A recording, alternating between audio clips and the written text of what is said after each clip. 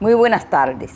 Bienvenido al programa Mamá Habla RD. También quiero que ustedes por favor me den sus comentarios, me den un like y además puedan ser posible que ustedes puedan compartir mi video con otras personas que les interese el tema.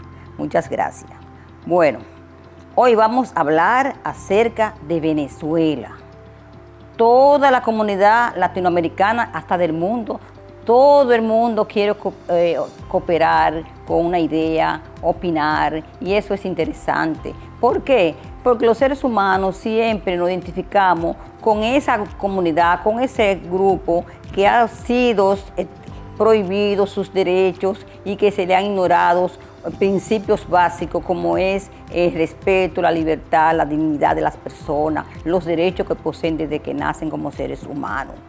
Por ejemplo, nosotros podíamos hablar en el aspecto histórico de Venezuela del siglo XX. En el siglo XX eran las abundancias económicas porque había poca diversificación sobre otros tipos de economía. El petróleo era el oro en esa época. Entonces, frente a esa situación, todo el mundo estaba pendiente a esa cooperación internacional y nacional de hacer negocio con Venezuela.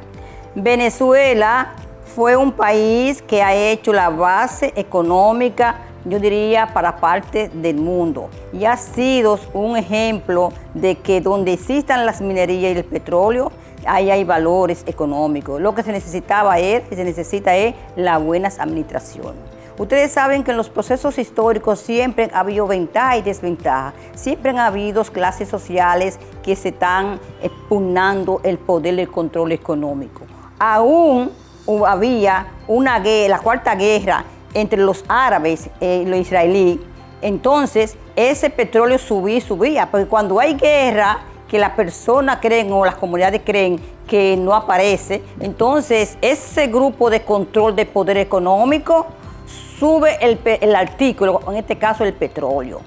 Después tuvimos una crisis en los 70 con Estados Unidos, que su economía bajó grandemente, pero eso no le hizo daño a nadie, ni a la misma Estados Unidos que producía petróleo, ni a los árabes. ¿Por qué? Porque los precios estaban bien altos y no fue necesario. Entonces, durante ese periodo teníamos de gobiernos políticos que son caudillistas, como Marcos Jiménez, que cuando se retira de ese caudillismo, entonces existe una crisis interna en Venezuela.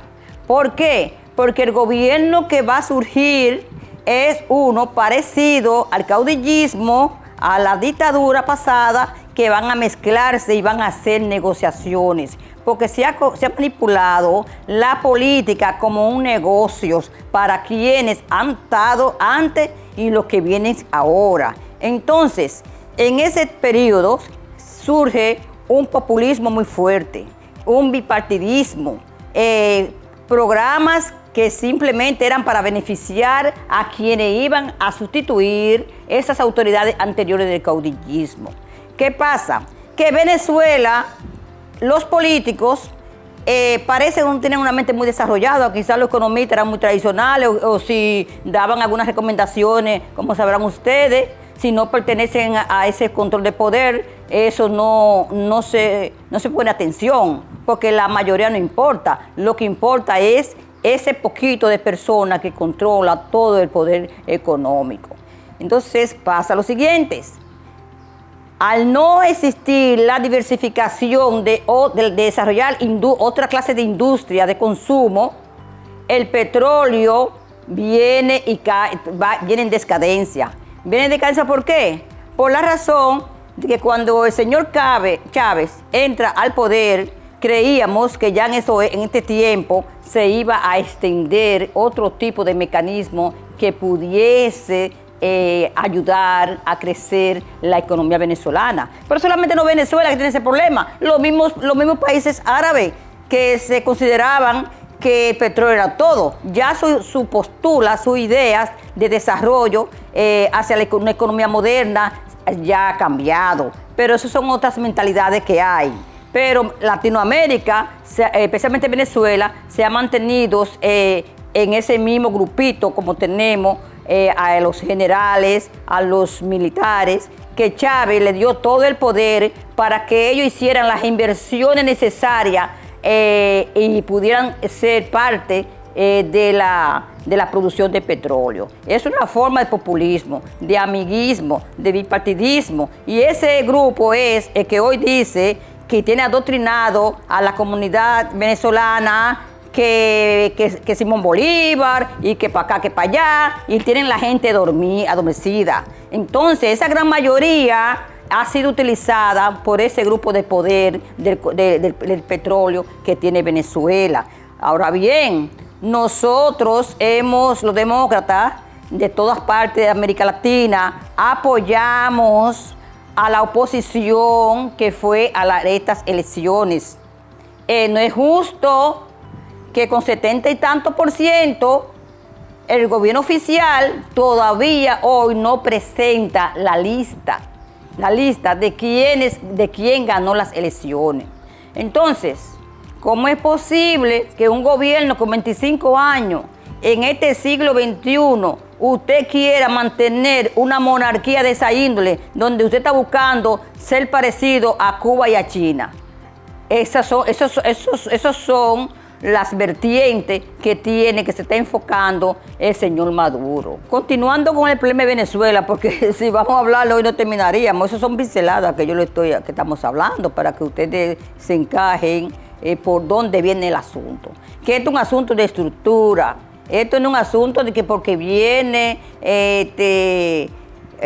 otro gobierno que va a cambiar todo de la noche a la mañana. Es una situación muy compleja que existe ahora en Venezuela. A mi entender, los gobiernos que dicen que que no nos metamos en la determinación de los países, pero acuérdense que el derecho humano son derechos universales.